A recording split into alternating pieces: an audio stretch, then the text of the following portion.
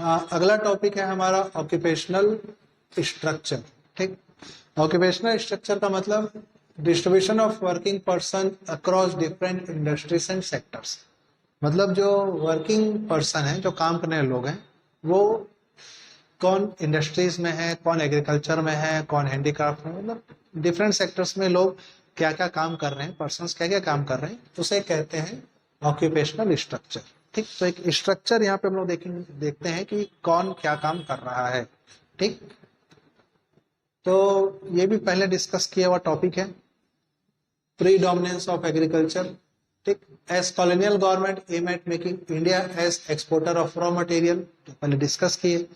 क्या चाहता था ब्रिटिशर्स? इंडिया को रॉ मटेरियल का एक्सपोर्टर बनाना। ज्यादा से ज्यादा लोग को वो क्या कर रहा है, एग्रीकल्चर में शिफ्ट कर रहा है। ठीक, तो इससे क्या हुआ, 72.7% of working population was engaged in agriculture. ठीक, as the income generation rate of agriculture sector is very low. ठीक, दूसरा वही, एग्रीकल्चर से जो इनकम होता था वो बहुत कम होता था।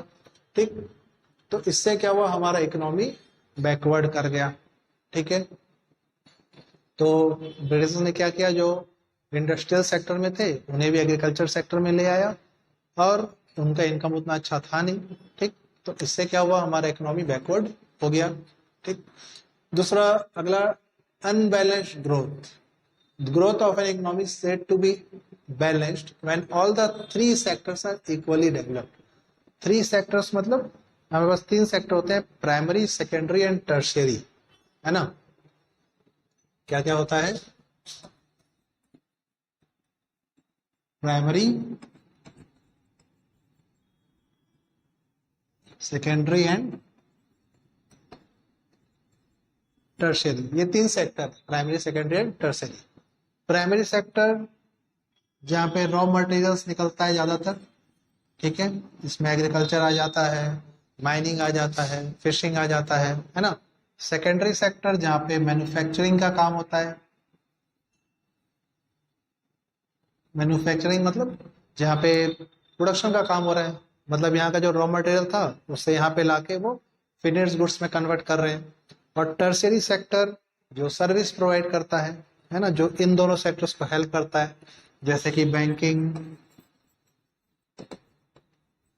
इंश्योरेंस, है ना। ये सब बीएसटी में, क्लास 11 के बीएसटी में पढ़ा हुआ टॉपिक है। ठीक, बैंकिंग हो गया, इंश्योरेंस हो गया, ठीक, फाइनेंस हो गया, ये सब क्या है, टर्सरी सेक्टर्स में आता है जो इनको सपोर्ट करता है। तो अगर ऑक्यूपेशनल स्ट्रक्चर में तीनों के बीच बैलेंस है, प्राइमरी, सेकेंडरी, टर्सरी, तीनों में क्या है, बैलेंस है, तो ग्रोथ क्या होता है, बैलेंस्ड होता है। ठीक, इक्वली डेवलप करेंगे तो इकोनॉमी का ग्रोथ बैलेंस होता है। But in case of Indian economy only primary sector is the main source of employment. ज्यादा लोग एग्रीकल्चर में लगे थे, रॉ मटेरियल बनाने में लगे थे, तो प्राइमरी सेक्टर पे फोकस ज्यादा था। Primary sector is the main source of employment, where secondary and tertiary sector were in their infant stage of growth. Primary और सेकेंडरी जो कहाँ थे, वो इन्फेंट स्टेज पे थे, मतलब वो लोग बस कोशिश कर रहे थे कि वो क्या कर रहे हैं, मार्केट में सर्वाइव कर जाए। ठीक, तो ऑक्यूपेशनल स्ट्रक्चर जो था वो प्राइमरी सेक्टर पे मेजोरिटी था, बहुत ज्यादा परसेंट प्राइमरी सेक्टर पे था, और सेकेंडरी टर्सरी सेक्टर तो जीरो मान लो, कुछ लोग थे जो सेकेंडरी सेक्टर में हुआ करते थे। ठीक है, तो इस वजह से भी क्या हो रहा था, हमारे इकोनॉमी का ग्रोथ ज्यादा नहीं हो रहा था, है ना, स्टैग्नेंट इकोनॉमी का कंडीशन क्रिएट हो रहा था। ठीक है, फिर लास्ट टॉपिक इस चैप्टर का जो कि है इंफ्रास्ट्रक्चर।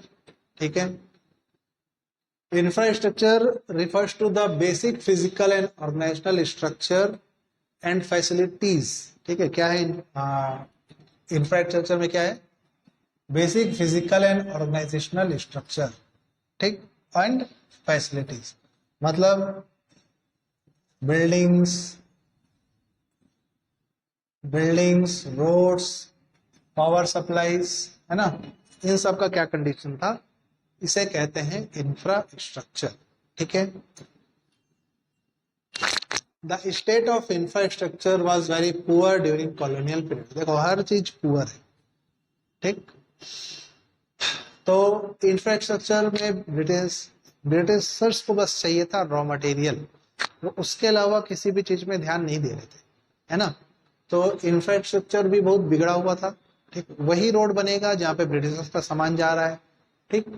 वही बिल्डिंग बनाएंगे जहाँ पे ब्रिटिश का ऑफिस है, ठीक। तो जहाँ पे ब्रिटिशर्स को बेनिफिट लग रहा था वो उसी सेक्टर पे इन्वेस्ट कर रहे थे, ठीक है। तो infrastructure was very poor during the colonial period, although some effort was taken by the British government to improve the condition of infrastructure। वही उन्होंने रेलवे बनाया, पोर्ट बनाया, पोस्ट एंड टेलीग्राम बनाया, रोड्स बनाया, बट कहाँ पे, जहाँ पे उनको इकोनॉमिक बेनिफिट हो वहां पे, है ना। आज हमारे गवर्नमेंट ट्राई करता है कि गांव गांव तक रोड बने, है ना, वाटर सप्लाई पहुंचे, इलेक्ट्रिसिटी पहुंचे, ठीक। बस ब्रिटिशर्स का क्या था, वो चाहते थे कि वही रोड हो जहाँ पे उनका सामान सेल हो रहा है, जहाँ उनका गुड्स सेल हो रहा है, ठीक। वही रेलवे सप्लाई हो जहाँ उन्हें गुड्स सप्लाई करना है, ठीक। वही वाटर और इलेक्ट्रिसिटी दो जहाँ ब्रिटिशर्स का ऑफिस है, ठीक। तो वो अपने बेनिफिट के लिए, अपने प्रॉफिट के लिए इंफ्रास्ट्रक्चर को डेवलप कर रहे थे, ठीक। तो जो इंफ्रास्ट्रक्चर था, जैसे कि रेलवे, आज आज रेलवे एक बहुत बड़ा बिजनेस है इंडियन गवर्नमेंट का, है ना।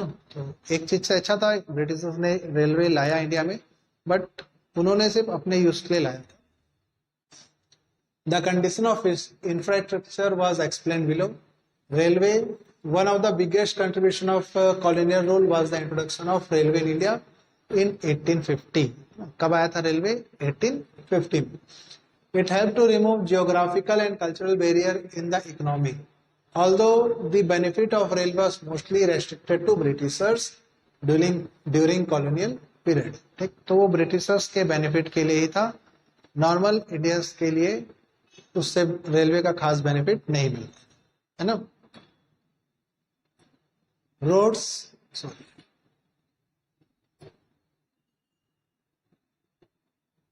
the construction of roads during colonial rule was very limited due to scarcity of funds, है ना। बहुत पैसा था, ब्रिटिश के पास ऐसा नहीं था, लूट रहे थे इंडिया को, बट इंडिया को कुछ फायदा मिले उस जगह पे कहा जाता था कि पैसा नहीं है, तो स्कैर्सिटी ऑफ फंड के वजह से ज्यादा रोड नहीं बनता था। The roads that were build primarily serve the interest of the mobilizing the army and shifting of raw material so that they can be transported to Britain via post, ठीक है। ये पोर्ट हो गया, है ना, ठीक। तो उसी जगह पे रोड बनाया जाता था जहां पे ब्रिटिशर्स का फायदा हो, उनके आर्मी ट्रेवल कर सके, उनके गुड्स ट्रेवल कर सके, उन्हीं जगह पे क्या होता था, रोड्स बनाया जाता था, ठीक है। Then air and water transport. The colonial government took various measures for developing the ports and air transport, है ना। तो पोर्ट्स और एयर ट्रांसपोर्ट को भी ब्रिटिशर्स डेवलप कर रहे थे, बट अगेन वही उसी जगह डेवलप करते थे जहां उनका बेनिफिट हो, ठीक। But the development was far from the satisfactory measure of development. तो पोर्ट्स बनते थे, एयरपोर्ट्स बनते थे, है ना, एयर ट्रांसपोर्ट का फैसिलिटी बनता था, बट वहीं जहां पे ब्रिटिशर्स का फायदा हो, ठीक। इंडियन डेवलपमेंट में उससे कोई लेना देना नहीं था, ठीक है। देन कम्युनिकेशन, जो पोस्ट एंड टेलीग्राफ है वो भी ब्रिटिशर्स ने इंडिया में स्टार्ट करा था, बट अगेन वही अपने बेनिफिट के लिए था, ठीक। During colonial period post and telegraph were the most popular means of communication, ठीक है। अभी तो हम व्हाट्सएप कर रहे हैं, मेल कर रहे हैं, है ना, बट उस समय पोस्ट एंड टेलीग्राफ ही यूज होता था कम्युनिकेशन के लिए। The system of electric was introduced at a high cost to serve the purpose of maintaining law and order, ठीक है। उस समय भी इलेक्ट्रिक सिस्टम था, बट वो लॉ एंड ऑर्डर मेंटेन करने में ही ज्यादातर यूज होता था। आप लोगों ने मूवीज में देखा होगा, सब बटन दबा दबा के कुछ कुछ, है ना, मैसेज सेंड करते थे, है ना, कुछ कोड सेंड करते थे, फिर उस कोड को कोई दूसरी जगह डिकोड करता था, फिर वो समझता था, ठीक। तो despite serving A useful public purpose the postal service maintain although इनएडिक्वेट। तो पोस्टल सर्विस भी इनएडिक्वेट था, ठीक है। तो किसी भी इंफ्रास्ट्रक्चर का इंडियन इकोनॉमी को कोई खास बेनिफिट नहीं मिल रहा था, चाहे वो कम्युनिकेशन हो, ट्रांसपोर्ट हो, रोड्स हो, रेलवे हो, है ना, किसी भी चीज का इंडियन इकोनॉमी में खास बेनिफिट नहीं मिल रहा था। ठीक है, of British rule, as every coin has two sides, है ना, हर सिक्के के दो पहलू होते हैं। Similarly the colonial rule had some leads some positive impact on our economy which are as follow.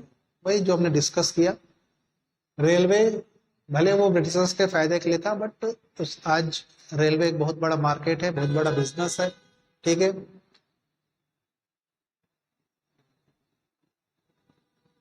ठीक, तो पोस्ट कॉलोनियल पीरियड में क्या हुआ, railway turn out to be the key factor for the economy.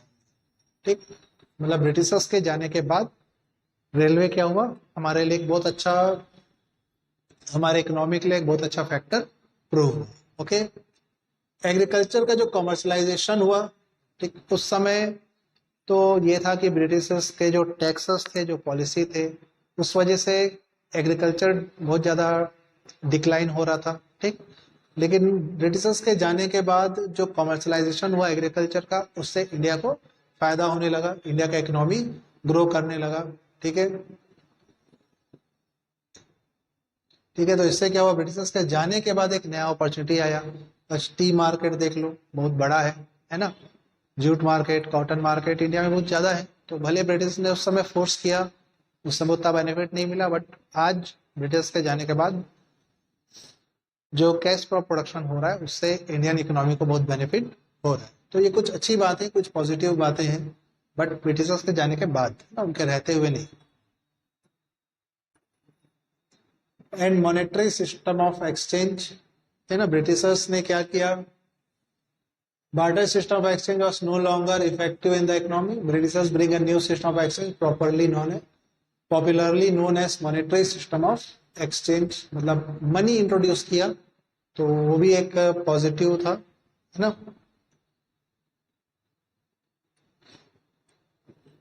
And effective system of administration, the colonial government in India left a legacy of an efficient system of administration which served to be a ready-made for our economic and political planner.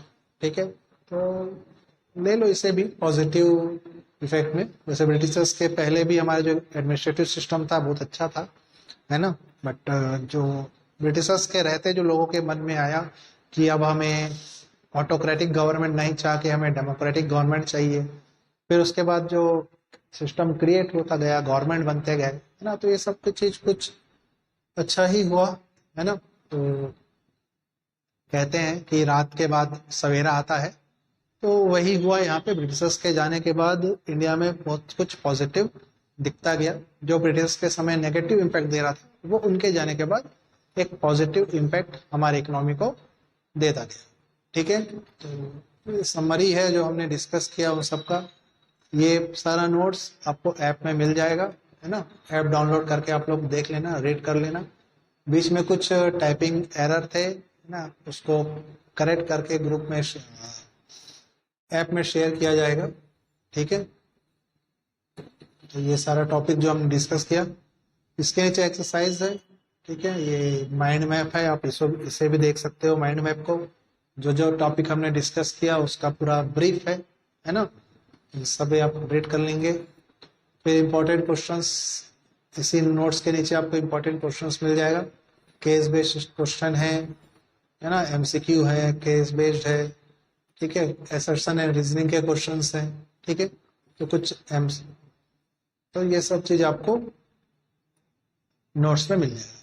Okay, तो अगर आपको कुछ doubt होता है तो आप मुझे app के थ्रू कांटेक्ट कर सकते हैं। ठीक है, ओके, थैंक यू।